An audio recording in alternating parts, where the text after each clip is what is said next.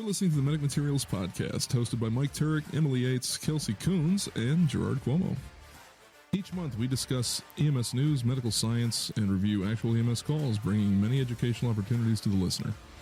Portions of the calls have been altered to protect the privacy and identity of all involved.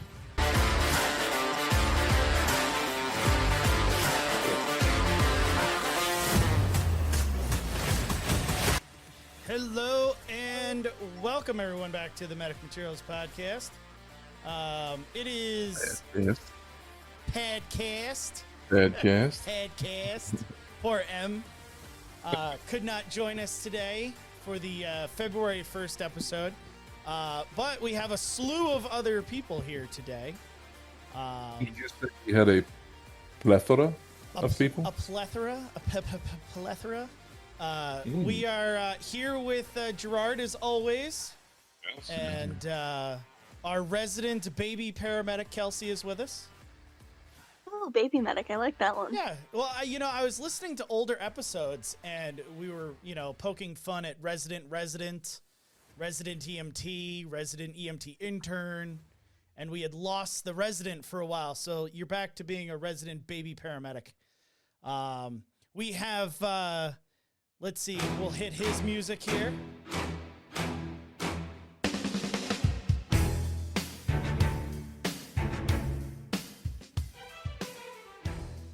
You know, Gerard, you stopped doing the Maha Butchie's intro. Just let the music... You gotta dig deep for that, man. You gotta dig deep. But welcome, Butch. How are you? I can't hear it. He was Good. How you doing? He was muted, and then he wasn't muted, and now he's back. I'm back. And Back in black. Back in black. There you go. The only one that doesn't have a theme song is Phil. You're with us. Yeah. We're working on it, Phil. We are working. Hey, how on it about the fans pick the Phil Foundation theme song? Oh, there we go. Give me suggestions. I like it. Well, it's gonna be like Baby Shark or some lame ass shit, right? Hey, if it is, we're gonna run with it. Nah, can't do that. I mean, we totally could. We 100% absolutely could. So the parameters are it has to be in an instrumental form. Correct. So that way Lars Ulrich can't sue us. Right. It's got to be a cover by someone that doesn't matter and doesn't have the legal authority to go after us. I wonder if he's going to sue me just for using his name. Probably. I mean, he's really good at that. But Fucker killed Napster. Before we get to Kelsey's rig check, we're gonna return to the call review, and this has been something that I've been sitting on for quite a while. Some of you guys, Warm then. Yep, it is definitely very warm. Some of you guys will know what call review we are gonna do once we start going through it. But it's been bubbling for, I would say, like 2 years on this show, so I am very excited. But the excitement for the call does not outweigh the anticipation and the excitement for the major announcement that I have to make now, because I promised everybody on February 1st there would be a major announcement. So, with further ado,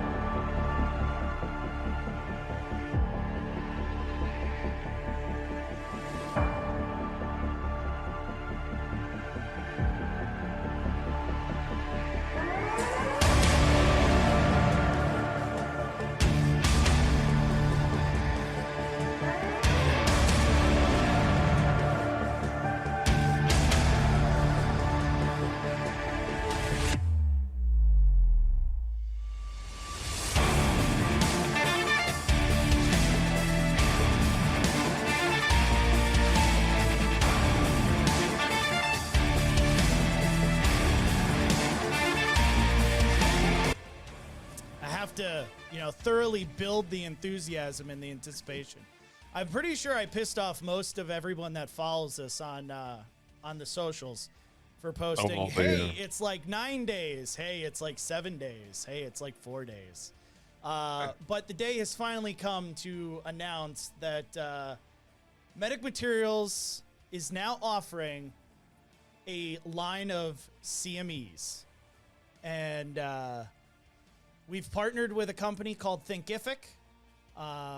And we have our own page on Thinkific, Medic Materials CME Academy. And if you go there, you could sign up. And you can listen to, right now, the first dozen podcasts. Each podcast will give you an hour of CME credit, depending on the podcast. The subject, might change. You might get cardiology for one, airway for another, EMS ops for another, as well as hour-long CMEs that are taught specifically by me.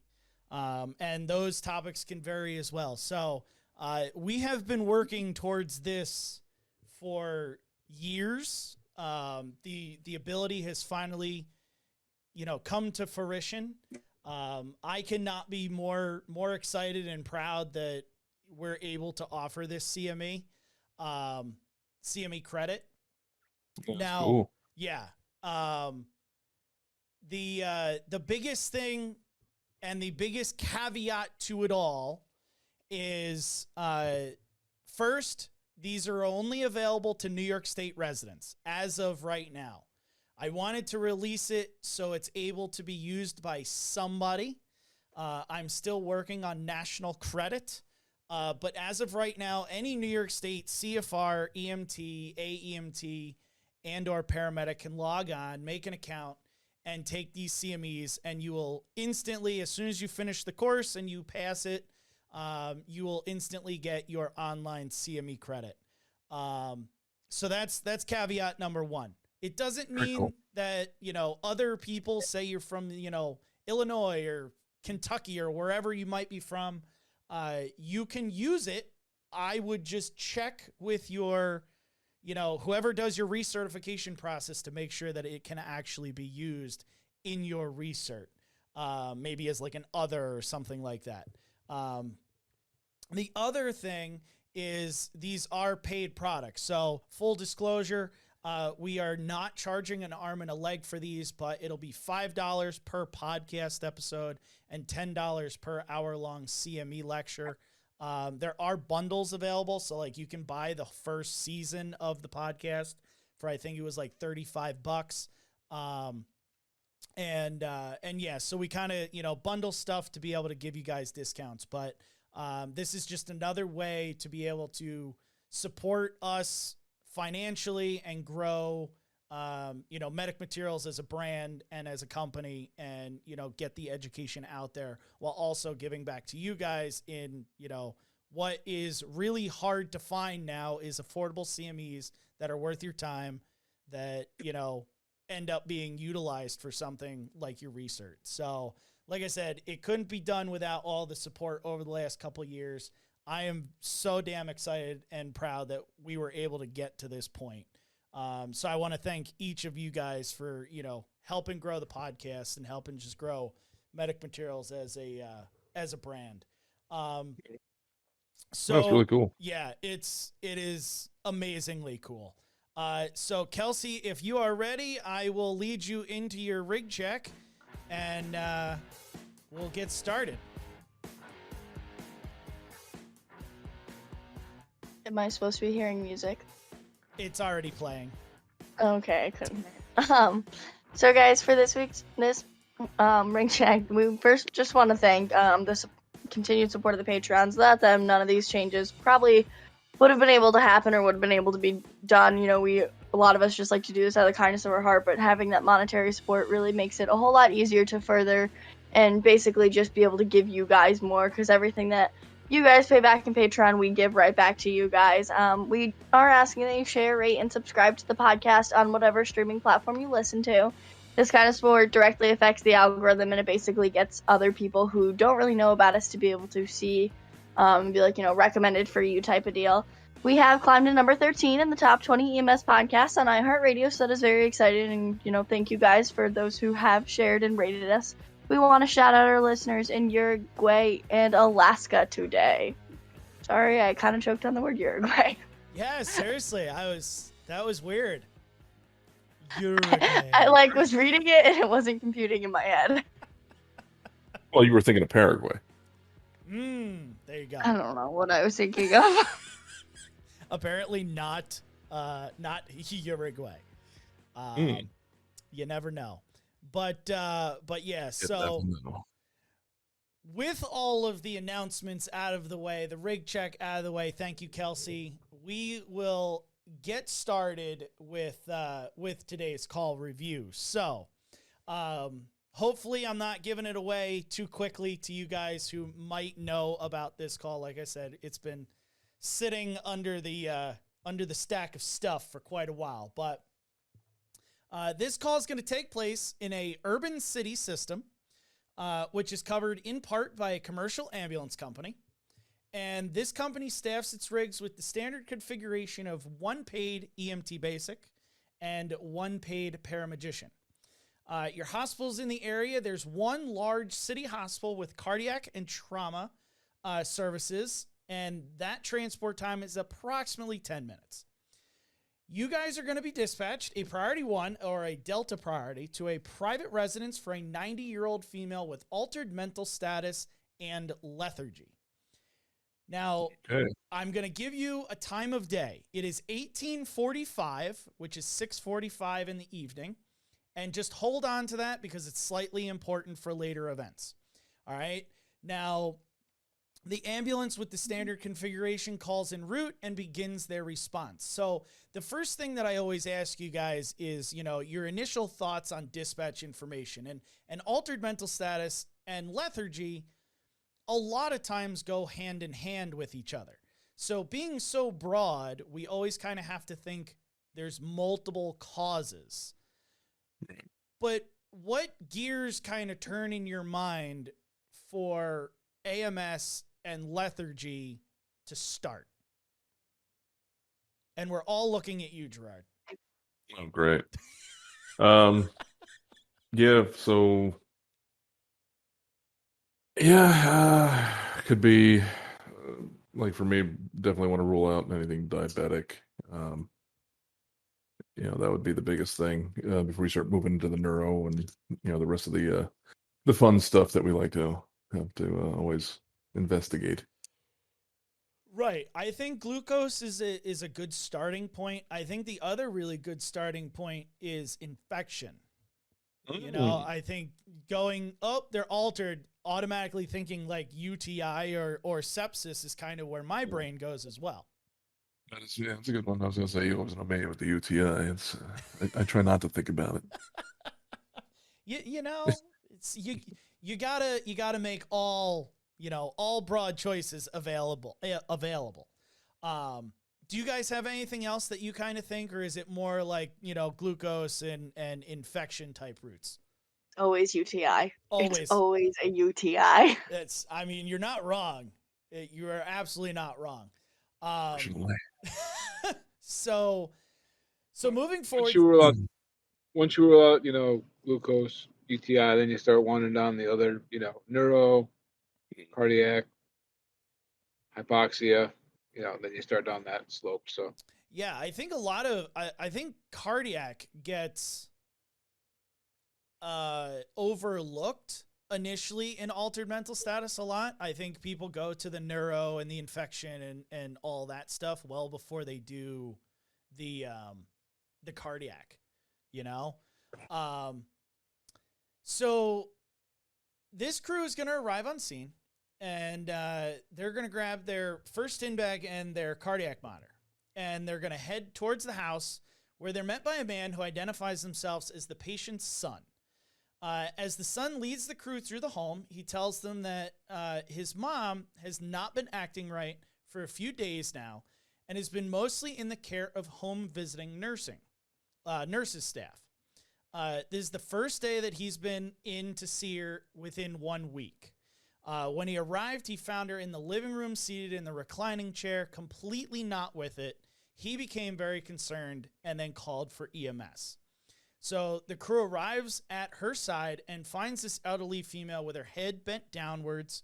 She does not notice EMS walking into the room and does not acknowledge the crew in any way when they introduce themselves. The EMT performs a sternal rub, which she slightly moans, like a very soft moan. So quick initial impression, good, bad, sick, not sick. Where are we going forward? Sick. I would 100% agree. Yeah, the sick side. Yeah, definitely not a good presentation off the bat. Where do you guys want to go next?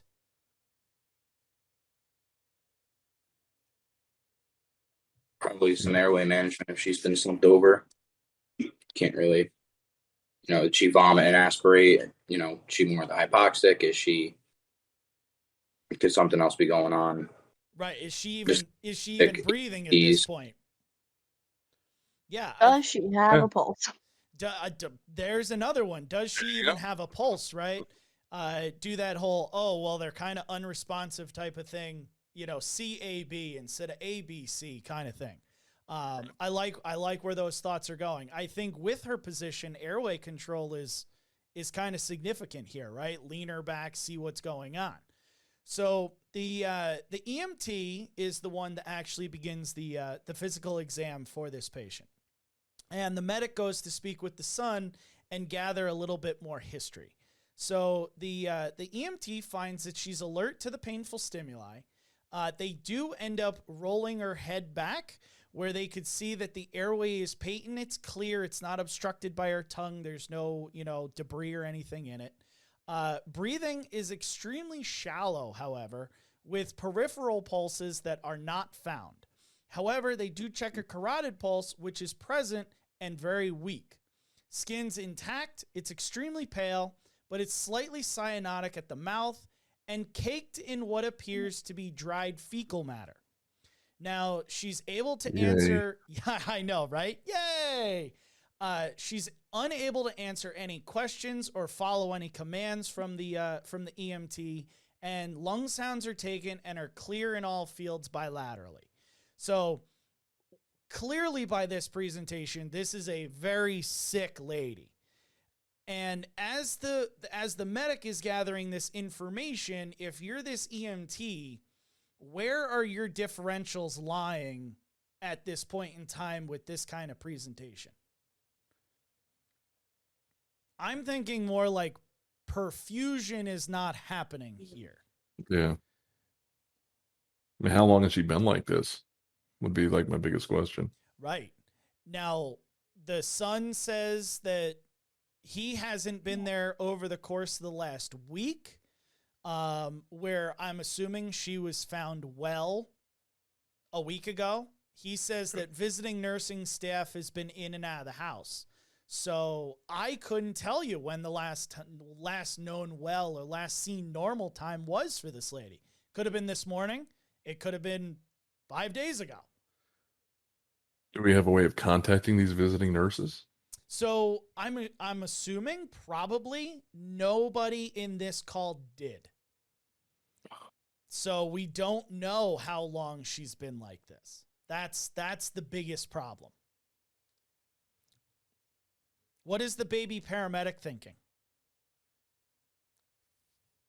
I guess my biggest concern at this time is gonna be if she doesn't have the radial pulses, I get that having a timeline's pretty good, but also knowing the visiting nurses thing, you're most likely not gonna get that. So I feel like my biggest thing is probably tackling the fact that she doesn't have radial pulses, she's probably hypoxic and just getting started.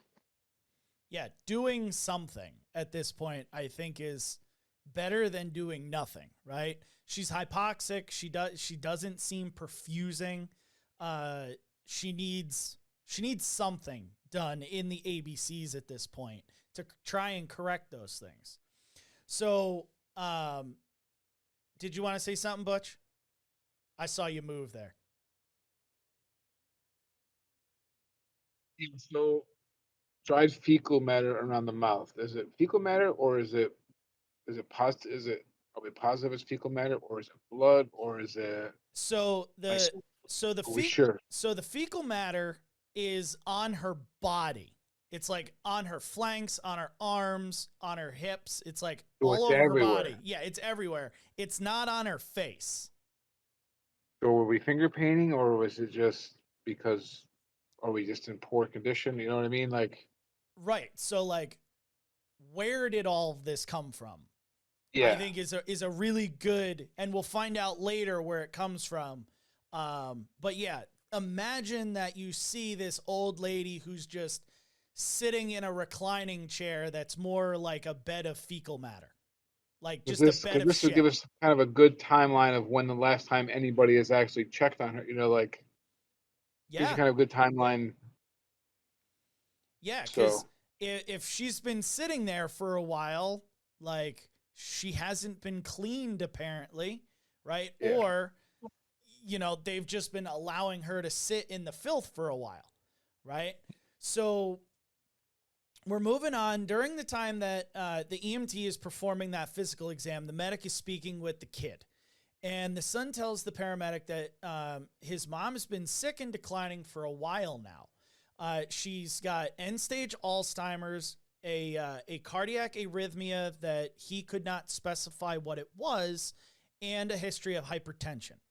The son did not know any of the medications offhand, except for that his mom takes an aspirin daily and Aricept for the Alzheimer's daily.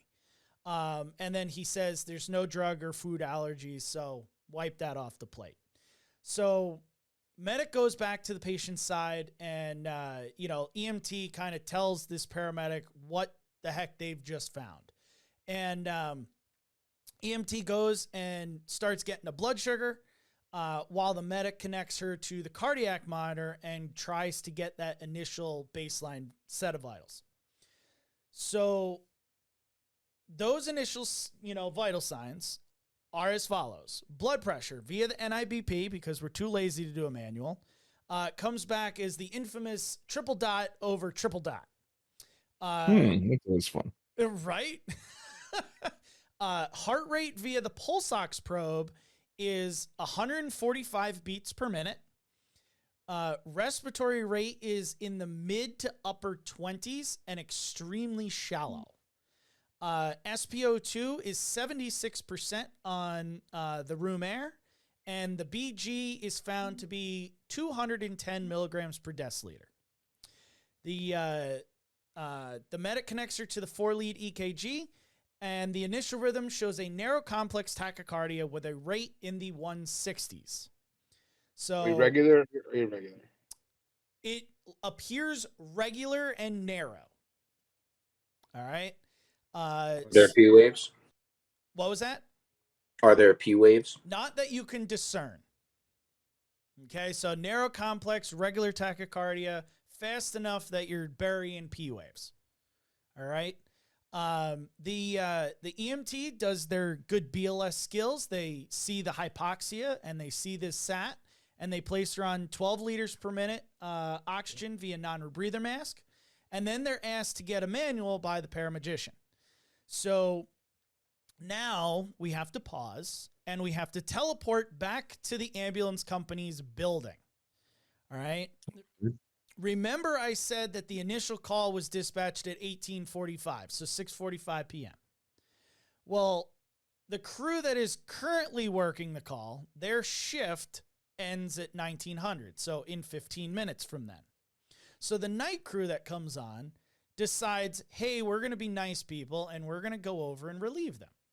Nice. So they begin to move over stealthily to the scene and see if they can relieve the day crew. This night crew consists of another EMT basic and paramedic. So now let's transport back over to the scene. So back at the scene, the EMT's gotten the manual blood pressure, and it comes out checked twice as 48/34. Oof. So then they tell their paramedic that, and they say, hey, I'm going to go and grab the stair chair to start extricating from this house. So there's a lot of information in all of that. not so great vital signs, not so great presentation. Is there a treatment plan that you guys are starting to lay out for this lady? Yeah. Yeah, sepsis, protocol fluids, that kind of stuff. Okay, so sepsis protocol. All right. Lots of fluids. Is there anything else that you guys are looking for? As of right now, Well, lots of fluids with consideration. Don't dump 4,000 into this poor person. oh, her lungs are clear. It's fine. She'll be fine. Maybe get on the horn with a doc, and while your EMT's grabbing the stair chair, say like, "Hey, this is what I got. You know, confirm these pressures multiple times. It's lay her down. Systolic. Maybe not stair chair her. Do the Reeves or even a scoop stretcher. She's in a recliner all the way back. Because the minute it sits up straight, whatever perfusion she has is probably going to tank. The lack of perfusion is going to get worse. Yeah. Mm-hmm. Yeah, I probably wouldn't. I don't think we're at calling the doc just yet, but yeah, no, the rest of it sounds pretty good. Yeah, I got pressors I can deal with if I have to, which I probably would go ahead and put a bag together just because I've got a funny feeling we're going to be using them anyway. Yeah, but yeah, I kind of agree. I think she's already in a sitting up position. So I don't know if I would forego the stair chair because she's already upright. I don't know what I would have done in that situation. I think I would have had to actually look at her to be like, how really shitty does she look? But I agree. I don't think we're at the point. Shit. Yeah, I don't think we're at the point of like, oh, hey, depending on these guys' protocols, like if they're in an area where, like us, we need 2 liters according to protocol before we start pressers. If I know that we're going to end up in Presserville, I might call now and be like, hey, doc, I'm going to start this at 1,000 or I'm going to start it at 1,500. Are you good with that? And they'll probably be like, okay, sure. But yeah, I'm definitely thinking down the road, I think fluids and stuff are going to be needed for this patient. So the crew's able to go ahead and wrap her in the blanket that she's already seated on while in that reclining chair and move her to the stair chair. Then they go outside to the awaiting stretcher. By this time, the other crew has also arrived on the scene and told that original day crew, hey, just let's switch stretchers, put her right into our ambulance. You guys go home. All right, so that's what they do. And before the night crew leaves, the original paramedic goes ahead and gives a full report of the story and findings to the night medic and informs them that they didn't really get a chance to start any ALS modalities except for the cardiac monitor, which is reported as still being very fast, narrow complex tachycardia with a rate in the high 160s. Now, I think that's really convenient because this paramedic didn't even bring their ALS bag into the call. So that's a good cover for them that, oh yeah, I didn't get a chance. I was too busy. No, you fool. You just left it in the truck and couldn't. So yeah, that's a whole different rabbit hole to go down. So the original day paramedic sits down, offers to start an IV line and states that they want to be able to get access for, I quote, give adenosine for the tachycardia. No. What? What? No, absolutely not. So the conversation persists, and the night medic goes, what? What? Like, why? Yeah. Where then the day... Well, yeah. Right. So then the day paramedic goes, well, look at her rate. We need to slow it down. No. So, She's compensating. You'll definitely slow it down. Oh yeah, it was slow right down to 0. It's come to complete stop. That's her only compensatory mechanism now. So You're just going to throw it. So my next question to you guys is, what are your opinions? And I think from all of your, statements and or looks, I'm getting the feeling that you're not okay with this decision. No. Ooh. Like you Well, I'm gonna go out on a limb and I'm just gonna say, nah. Nah. Yeah, I think that this guy earned a double soundboard entry of damn, and then You suck, you jackass. Yeah. Hey, you know what else he could have probably done that would have had the same effect? Open your mouth so I can give you this milk. I knew right where you were going. Thank you. But yeah, no, like to be completely honest, you guys are voicing real concerns, right? So like we're gonna talk about adenosine at the end and stuff like that, but you know, this lady has a compensatory mechanism. She's got a blood pressure in the toilet, and now you have a heart rate really high to compensate for her having nothing in the pipes.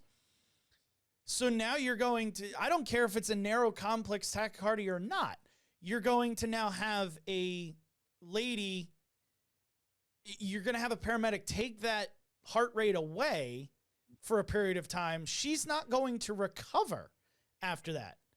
Right. Like, this is a scary, scary option that this was even a thought process in this, right? Yeah. So we go on, and the night medic tells this day paramedic, hey, chill the fuck out. Just get the line and leave. Yeah. Don't touch anything. In fact, you know what? Don't even get the line. Just go ahead. We got it. Right. It's all good. You know what? We're good. Get out of my ambulance. Right. Yes. Thank you for your service. Just go ahead and leave. Give him the salute as he walks out. Right. Go back to the fire department. It's fine. See you later. Goodbye. Yeah. Good. So- Go ahead. Goodbye. So while the first medic is attempting an IV, the second medic begins to start unwrapping this lady and do their own kind of physical exam. So nothing more is found physically. However, they do notice that she's wearing a like adult diaper, and that the entire diaper is just overflowing with shit. It's literally oozing out of every inch of this diaper. It's got a. But she was fine 5 minutes ago. But she was fine 5 minutes ago, right? Not my patient. This isn't usually my floor. Isn't even Right. floor. Right. Yeah. Just got back from vacation. So I just came on shift. So it's noted that this shit has a wicked odor to it, and it is literally black as night. Gee, I wonder what. She's probably not eating a lot of Mars What bars. it Is where I would go with this. I mean, I don't think that, I doubt that she's eating a lot of Mars. Agreed. Yeah. Leafy green vegetables. Yeah. Leafy She's not sucking down the spinach. No, absolutely not. So at this point, It's funny how we can like make references to this as I'm like chewing on like half of my breakfast right now. It's like yeah. Shit that looks like spinach. Oh yeah, hell, let me take another bite. Yeah, of your spinach. And then they wonder why we can't reintegrate into normal society. Oh, I know. It's so hard to make friends outside of this business. Right? It really is. Like, I shit you not. Yesterday, no pun intended. Freaking, was it yesterday? Yeah, right. Me and Butch are freaking talking about something, and I'm trying to describe a color to him. So I'm like, yeah, it's over there by the orange thing. It's like UTI orange. Oh, Literally, yeah. Just like that. That is just a whole new level of low. As if that's how you would normally describe an orange color. Yep. A dark orange. Oh yeah. C. It's diff brown, like 5-day-old UTI. C. diff brown. You know. Yeah. In fact, I believe we did reference GI bleed black. Yeah. We did, yeah. Yeah. And I wonder, I bet this black looks a lot like that black. I have a sneaking suspicion. It's amazing what colors might clue you in on. I have a high index of suspicion. Oh, I see what you did To use an there. industry term, yeah. Ooh. Yeah. Ooh, smart man over here. Yeah, look at them, big words and shit. So this day medic goes ahead and attempts an IV. They are ultimately unsuccessful with the 22 gauge that they're attempting to put in this lady's hand. Wait, What? I'm having flashbacks, Tarek. hold on a second. I'm gonna go now. Yeah. What? Phil's caught on. What? The fuck? Yeah. So not only do we have a lady that has a blood pressure under 50 with a heart rate in the 160s, but we're also looking at this paramedic's idea of giving adenosine, which is rapid flush through a 22. Why don't Wow. you just In spill the hand. water on her? Right. You could spit on her and give her more fluid. Right. Like, Give her a drink. I don't know. what? Give her the milk. Yeah, give it a milk. Open There you your go. mouth so I can give you this milk. I mean, realistically, this is absurd. Why even bother at that point? Yeah. Right? So at this point in time, they tell the Give her a second. cold bath. Yeah. So at this point, the day medic tells the night medic, yeah, you get the line so I can give the adenosine. Because they're still on this. Which the night medic just says, you know what? No. We're not giving no adenosine. This ain't no cardiac patient. And then they see that this day medic's getting a little, flustered. So the night medic just goes, hey, you know what? EMT who's standing right outside the back doors, I'm ready to go. Let's go. Like, we're ready to go. Yeah. Probably for the best. Probably for the best, right? Just diffuse the whole situation and disagreement and take your patient, right? Yeah. So Yeah. the day medic steps out and the night crew goes on with their patient towards the city hospital that's 10 minutes away. So vital signs are rechecked. Blood pressure is actually captured with the NIBP cuff this time, and it returns at 51/33. So not really a big difference from the 48 systolic that it was. Heart rate via the EKG is 169 and regular, still that narrow complex tachycardia. Respiratory rate is still in the upper 20s and shallow. SpO2 has increased from, I believe it was 76. It was in the 70s to 92% on the 12 liters per minute via the non-rebreather. However, her mental status has not changed at all. She's still only responsive to painful stimuli. So the new primary medic on this call does start a IV successful on the left arm in the AC with a 16 gauge cath. Imagine that. Right. A 1,000 ml bag of normal salines hung, and the infusion is put on a pressure infuser, and the line is opened wide open. So after approximately about 500 mLs of fluid, this paramedic goes and makes the phone call to their medical director and says, like, hey, I know that these guys' protocols is you need 1,000 mLs of fluid before you start any type of pressors. So they're calling it half of that.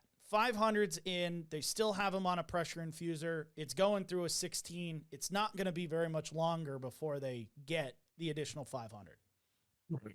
So orders for the Levophed prior to the protocol of 1,000 mLs infused are requested. The doc does end up giving them permission for the norepinephrine drip prior to the area's 1,000 ml, fluid minimum. Lung sounds are rechecked. They're still perfectly clear in all fields.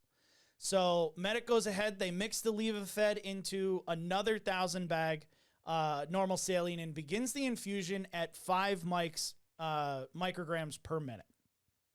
So this continues to the hospital, right? Because remember, it's only about a 10-minute transport.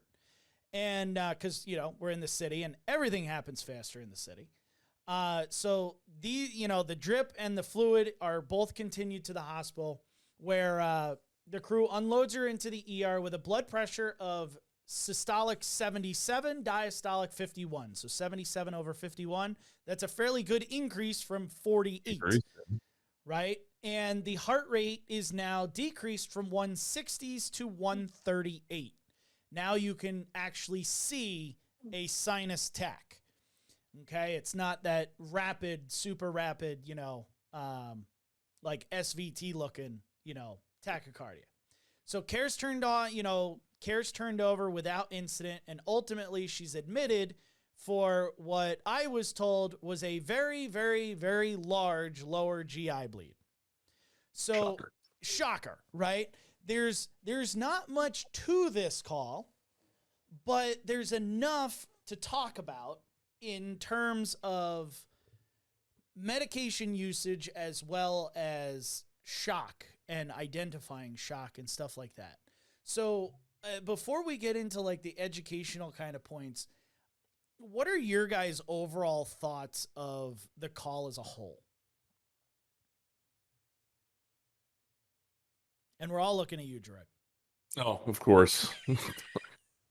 I think it had the potential for going in a completely different direction if that other crew decided, you know what, late calls are part of the job. You can go fuck yourselves, and let the other crew take it. Because I think homeboy would have killed her. But somebody was on her side, and they intervened, and I think after that it went about as good as you could get. Yeah, and I think I think we overlook that, how things can change, how outcomes can change via who's looking at the patient. You have one person looking at it, and yeah, I agree 100%. If day paramedic 1 had gotten that line, they would have tried to give the adenosine, and then they would have wondered, oh, well, why is her heart stopped? Why am I doing pushy now? It's the same things as, oh, well, she needs a tube and her blood pressure is 60 over nothing. But you know what? We're going to RSI her anyway because the tube is going to save her life. And then they wonder why after the RSI they're dead. Same difference. So, yeah, I think, if this other night paramedic hadn't shown up and been like, hey, no, we're not doing that. No matter what, like, nope, not happening. I agree. I think she would have been dead, and now she's not. Yeah, without a doubt. Yeah. How about you guys? Well, I know we lost Kelsey. She had to run in the middle of the episode, but what are you guys thinking? Yeah, I think you have to recognize, what you're looking at, make that diagnosis quick and recognize what you're looking at so you don't make that, fatal decision. And, I've always kind of, try to teach my, medics, and, Gerard can testify to this. Like sometimes, you look at those protocols saying, oh, this is my Bible. I got to do what I got to do. But sometimes you got to kind of set that aside and go, I need to make these decisions quick and, fix my patient now. Like this patient needed, fluid resus. She needed this. She needed this. And sometimes you call a doc and be like, doc, I got to do a thing. But sometimes it's this patient needs this now, and you have to do it or else your patient's going to be dead. So, right. I mean, yeah, like our protocols say 2,000, 2 liters of fluid before we can push a pressor. But sometimes you got to make that call and be like, I need this now before my patient dies. So right, my patient's not going to make it to 2 liters before. Yeah, agreed. Phil, what do you think? I mean, at first, when they first put him on monitor, yes, technically, according to the literature that with me being fresh out of school, we were taught anything 160 and above, no P waves, automatic SVT. But that being said, you have to look at the whole picture, you know. Bingo. Or she's compensating for a shit pressure. You have to, you know, fix the pressure. If nothing changes, you know, say it comes up miraculously to like 130s and she's still banging away at, you know, 160, 170, then maybe, you know, keep the adenosine and like SVT treatment back of your mind. But, you know, she's obviously very much fluid depleted in hypotensive shock. Right. So it's not, you know, had he just went ahead, say he got that 22 in the hand, which still skeeves me, and slam home the 6 of adenosine, you know, they'd say the night medic's back is turned, you know, setting some stuff up, and turns around like, well, now she's asystolic, whoop-de-fucking-do. I mean, I don't, with the 22 in the hand, I bet that adenosine didn't even make it to her elbow if he would have given, like. Probably not, but, you know, if we look back at the call I presented, you know, hand IV save lives, apparently. Apparently. Okay. So, you know, one of the kind of things that I took note of during this was, and maybe it's not true, but just something that clicked in my brain was the fact that the crew heard this medical history of cardiac dysrhythmia and then kind of said, oh, well, she's got a heart rate in the like 160s. It must be this history. And tried to fit it together no matter what else was looking at them, plain as day. Now, I don't know if that's what actually happened, but that's the connection that my brain went to, in that, like, there was almost like a confirmation bias. Like, hey, I've been told that there's a zebra. I'm looking at a cow, but somehow I'm going to make this into what I see as the zebra. And I think I bring it up because I don't want other people to fall into that same trap. Like you said, Butch, you have to look at everything that's available to you and not just narrow yourself into this one little box because it's either what you were told to do or what. I go back and, you know, I've been listening to a lot of the old episodes of the show, putting them up on the CME Academy. And one of them was during your hiatus, Gerard.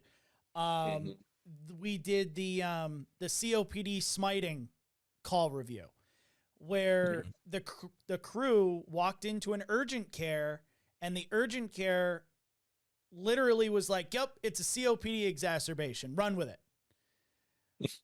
But the crew ends up finding out that it's heart failure and rapid AFib. It had nothing to do with COPD at all.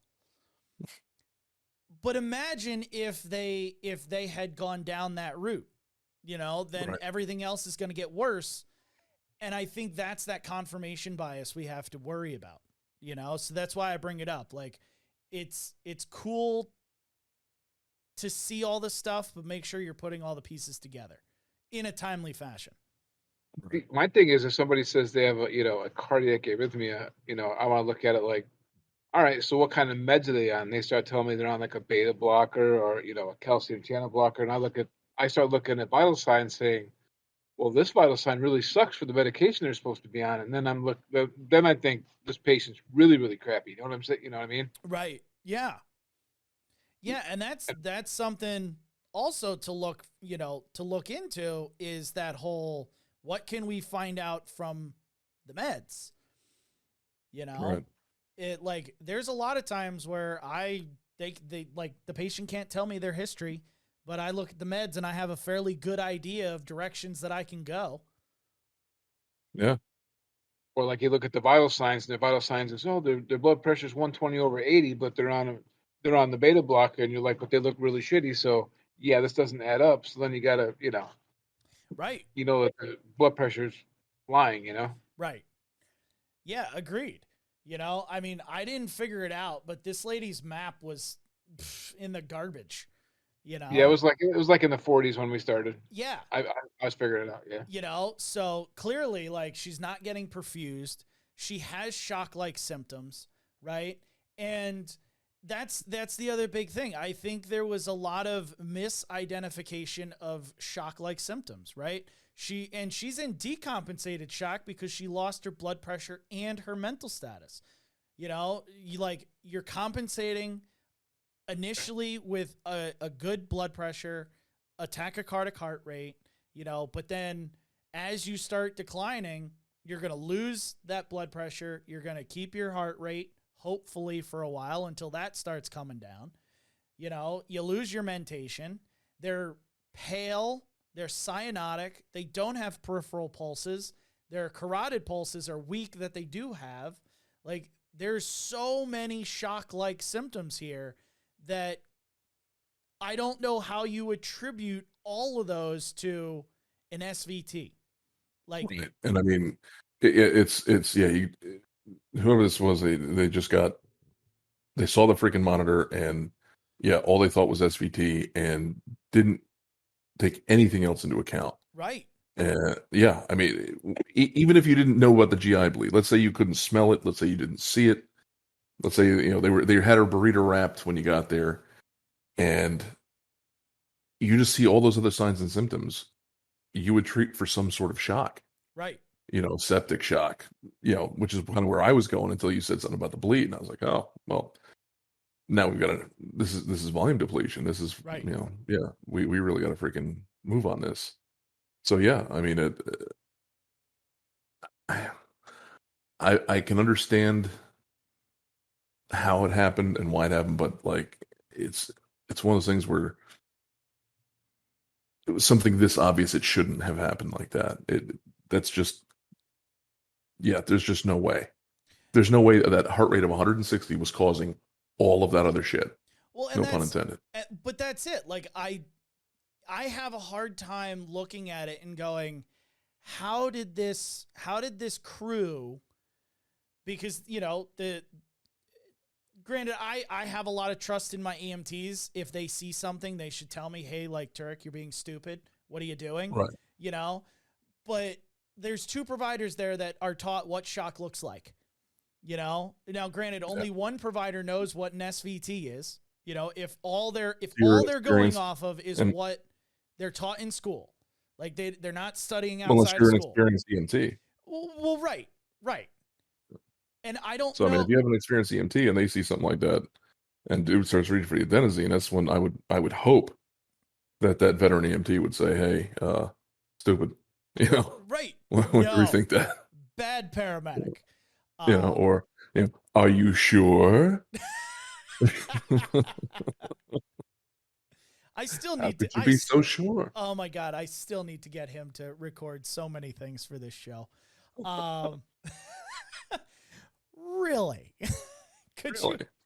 Oh my God, could you imagine that whole conversation? Yeah, I'm putting in this 22 to give adenosine for this cardiac, SVT patient. And then he just look over and be like, cock his head. Why is that? Why do you think that is? Oh my God. Oh man, it would be hilarious. But yeah, knowing the differences in shocks, seeing why, they're broken down into different categories of shock, cardiogenic, neurogenic, non-hemorrhagic, hemorrhagic, they're broken down into those differentiations because they're all got different symptoms that make them unique to each other, or themselves, I should say. You don't see certain things in, cardiogenic that you will in neurogenic. You won't see, things in hemorrhagic that you'll see in septic, so they're different for a reason. There's the overall shock-like symptoms, but then each one has their own individual ones that, make them different from each other. And I think knowing those really can help people identify where this call might be going. This is a clear case of, a internal hemorrhagic shock that is, fluid depletion. They have nothing in the pipes because it's all in the shit that's caked to them that's caked to the chair, that's caked in their, in their diaper. Who knows how long this has been going on? Like you guys said, how long have they been like this? Right. 1 day, 5 days, who knows? So I think there's a lot to take in. I think the overall message is just not to have that confirmation bias and try and fit that, no matter what, that round peg is going into the square hole no matter what, Right. But any final thoughts for you guys? I think I summed it up. I agree. I 100% agree. So with that, I'm going to say thank you guys for the continued support and listening and just, loving the show. I've been seeing more and more people, post stuff and share stuff on the social media accounts, which is also equally awesome. So take advantage of the opportunity to take CMEs if you're in New York State. The address again is Medic Materials CME Academy .thinkific, which is THINKIFIC.com. So Medic Materials CME Academy .thinkific.com. Yes, Gerard. Yeah, I was gonna say, and also, I mean, if you're in other states or wherever, you check and see if you can do online CMEs with podcasts and stuff like that. And if you can, great, get on it. Yeah, I agreed. There's always a chance. I don't know what is allowed in other states. There's a lot of times where, people out of, in New York will go to, say, Pennsylvania for a special class, and they can use that as like their others, their non-core other classes. So you might be able to do the same and still have it count. So make sure that it's free to sign up to. You just need, an account. It's an email address and a password, and then that will grant you access to all of the different courses. Whichever ones you want to actually do, those ones you purchase, and then you'll get access to those. So, like I said, the first dozen of the podcast episodes are up now.